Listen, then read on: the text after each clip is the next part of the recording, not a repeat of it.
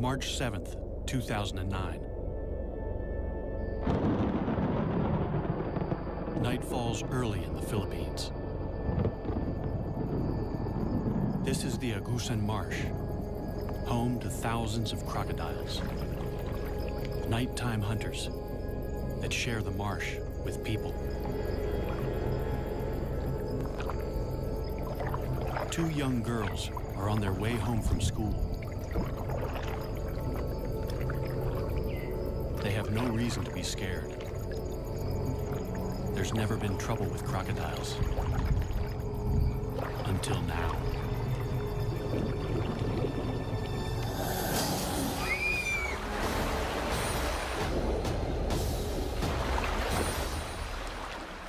Only one girl survives. Hindi mabuti. Noong unang araw, We used to see them, but they didn't attack anybody. Hindi kanya. Attacking people, that's recent. Ngayon lang yung nangyari na mayroong inatake. Something has changed in the Agusan Marsh. A crocodile has gone rogue. And those who've lived to tell the tale say it's an absolute giant. A 6-meter monster, unlike anything ever seen in the swamp before. And they want it caught.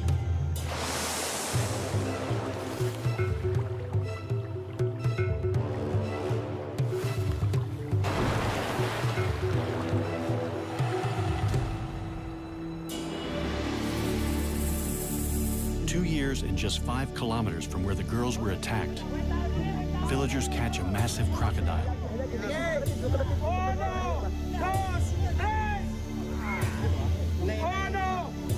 They hope it's the killer.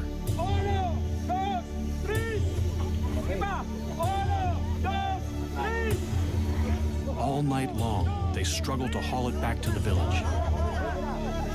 It's alive. Still wants to fight. It's clearly an exceptional animal. But the real question is, have they just caught the largest croc on record? And will that finally bring an end to 2 years of terror? The Agusan Marsh lies on the island of Mindanao in the southern Philippines. It's an almost pristine wetland the size of the city of Chicago. At the southern end lies Lake Mihaba. The enormous network of lakes, rivers, and marshland is an ideal habitat for crocodiles. People live here for the same reason as the crocs. The fishing is good. Some build their houses floating right on the water.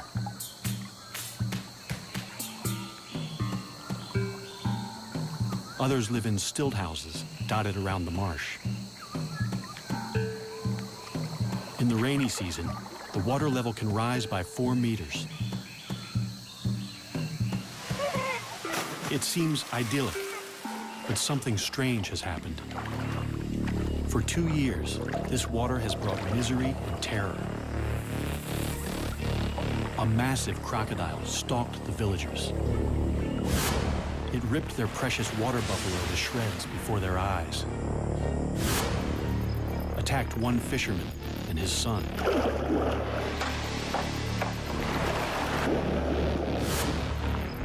And snatched another man from his boat to eat him alive.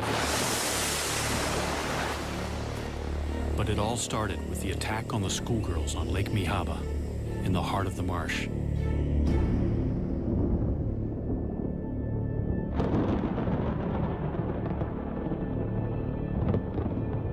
It's 6 o'clock, already nightfall.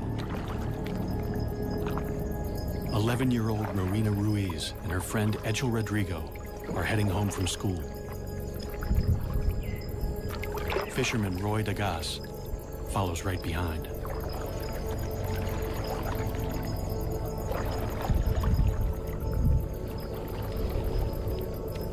None of them knows that they're being watched by a crocodile about to start a killing spree.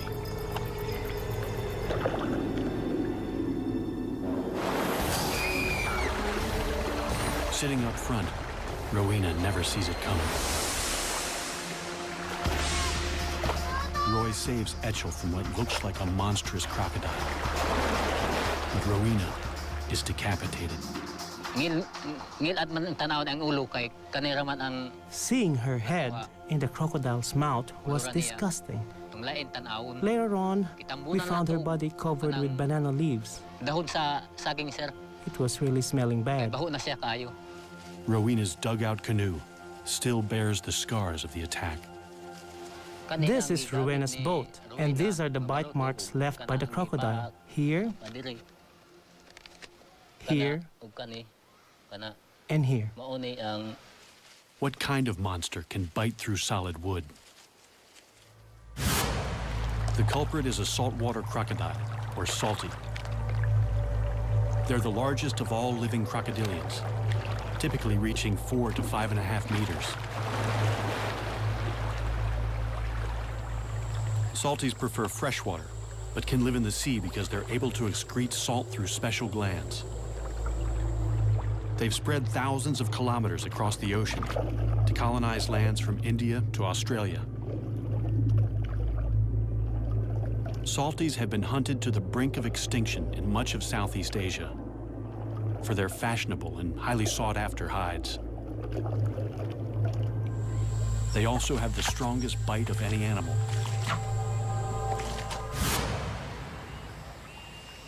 The Agusan Marsh is one of the last strongholds of salties in the Philippines. Since 1994, the crocodiles here are fully protected.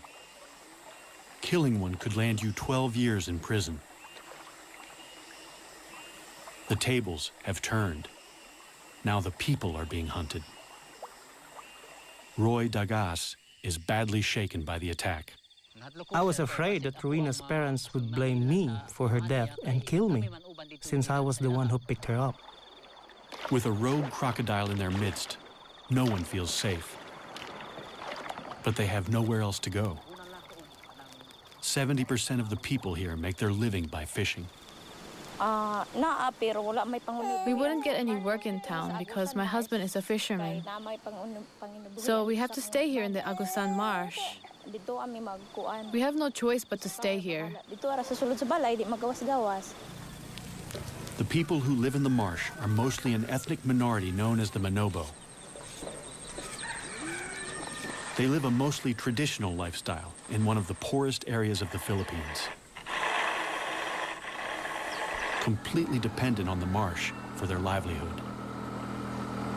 After years of peaceful coexistence, people here suddenly live in fear of crocodiles. We stay inside most of the time because we are scared. We only go outside when Roy is around. Hindi mabuti nung unang araw. We used to see them, but they didn't attack anybody. Hindi kanya Attacking people, that's ngayon lang reason. yung nangyari na mayroong inatake. Because the crocodiles are strictly protected, the villagers can't hunt the croc down until the government issues a permit. Meanwhile, children go to school, and the men still have to go out fishing to feed their families.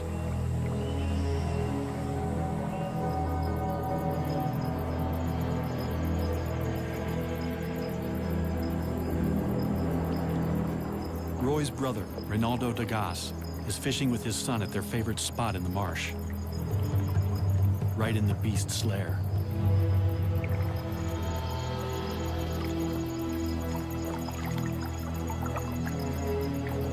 Fishing from the low-sided canoe, they're sitting ducks when the monster croc attacks. The pair fights back. Nasagwal ko yung ano. I hit it on the side of its head with my paddle. Kaya Then it bit the side of the boat. mga ano It was lang, very close. yung pagkagat niya sa akin.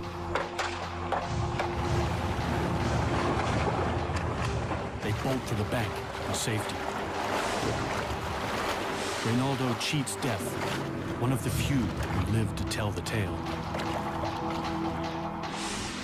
Nagpapasalamat po ako sa Lord nga I thank the Lord for saving me that night, or I would have been dead meat. natsambahan.